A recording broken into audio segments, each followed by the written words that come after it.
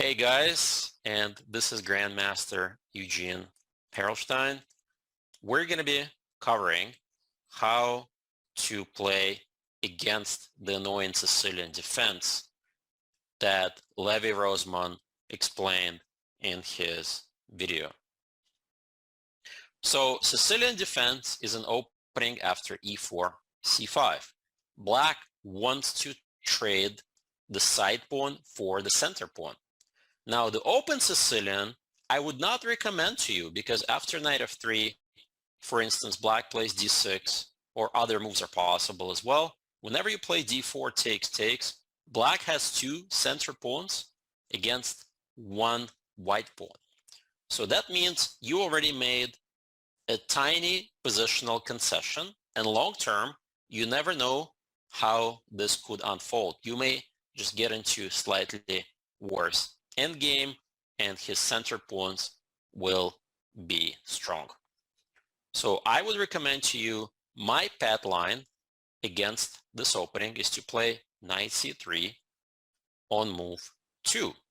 Now I call this the beginning of our Grand Prix attack. The point is you are actually keeping the knight back on g1, and when black plays knight c6, as Levi recommends, you can play my move f4.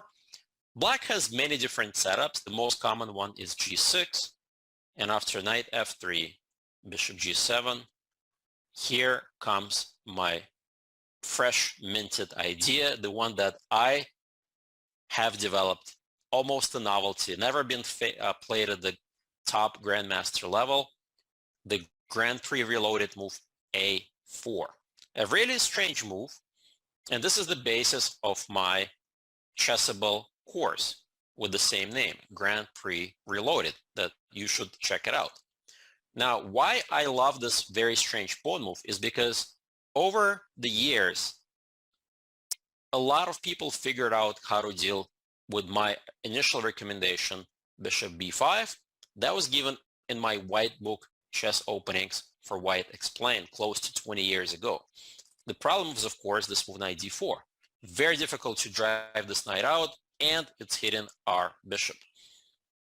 Lots and lots of theory, very difficult to challenge black in this line. And the other problem is bishop c4. This is sort of the old Grand Prix move that runs into a wall of pawns. Then knight g7 and d5, the bishop is actually misplaced. So that means that both bishop b5 and bishop c4 allow black simple ideas, whereas my move a4 is a very tricky waiting move. It's not that easy for black to figure out what to do. So the most obvious move is, of course, e6 with knight g7 and d5. White now has to react strongly against e6. e5 is the key idea. Notice we are seizing those dark squares. Knight e4 is next. So for example, if knight here, knight can go there. And if black castles, there's no need to grab that pawn because you're a little bit behind in development. Bishop b5, a6, takes. And now c3 just to restrict that knight. And then white can play positionally with d3 castles or even aggressive h4, h5. In either case, the two bishops are quite paralyzed and white controls the key outpost.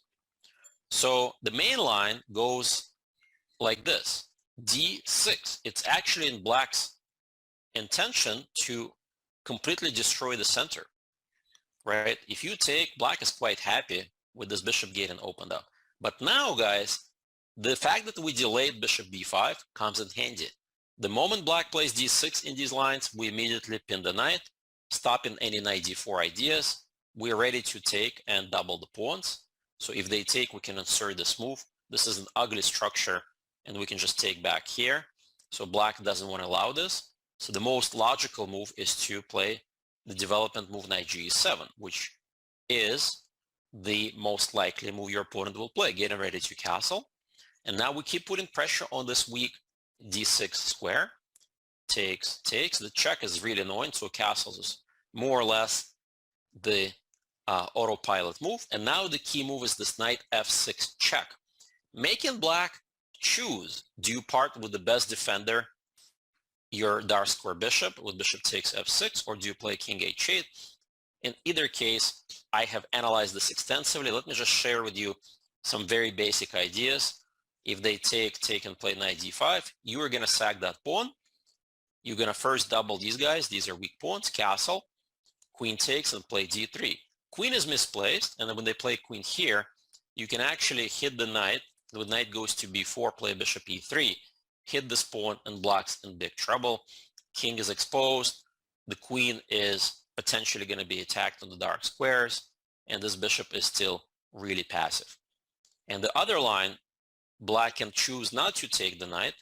If we go back, black can play king to h8, which is a very logical move.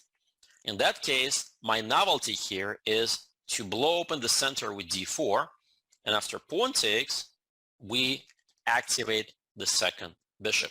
This is very useful. Pawn protects the bishop against queen a5 check. Extremely important that we don't lose the piece. We can always block and get a better endgame. And if they play h6, we have this thematic idea, harry the h-pawn going to h4. And of course, if black takes, that's forced mate. Just to show you the illustration, this is game over. So this is not easy to counter. And if black plays something like queen c7, hitting our pawn, we can always play queen e2. And the point being is that h5 is almost unstoppable, right? The point is, again, if they take, you take here with check. And if pawn takes h5, you're going to activate the rook. Black's king is in trouble. And I analyze these positions, and honestly, this is close to losing for black. He is in trouble. So that's pretty much in a nutshell my idea. So if we go back, remember e6 is met by e5, but the other big line is d6. This is very popular dragon-like position, and Anish Giri actually recommends this setup in his Chessable course. I play bishop b5. Again, the benefit of waiting with a4, once they commit, you pin the knight. Bishop d7, otherwise you're going to double the pawns. d3, and here you have a standard plan. If they play a6, you can take, and instead of castle, which allows b5, first I want to lock up these pawns, right? If they play b5, you take en passant. And second of all, the standard Grand Prix attack is when you play queen e1, queen h4, f5, bishop h6, knight g5. Once you set this, as I call Death Star arrangement, black is pretty much busted. The attack is unstoppable. All right, so do you have any questions about this so far? No, I'm just curious about what the lines in the opening. Instead of d6 and e6, what about a6? Excellent question. D5 stuff? Yes, and this is actually one of the first questions I get asked. Well, what if they just play wait and move right back? First of all, a6 stops bishop b5, right? And second of all, black is not committing to either d6 or e6. So a6 is a very cunning move, and I've actually faced this move several times myself. So now, the benefit of inserting a4, a6 is going to be seen in the old Grand Prix bishop c4 move.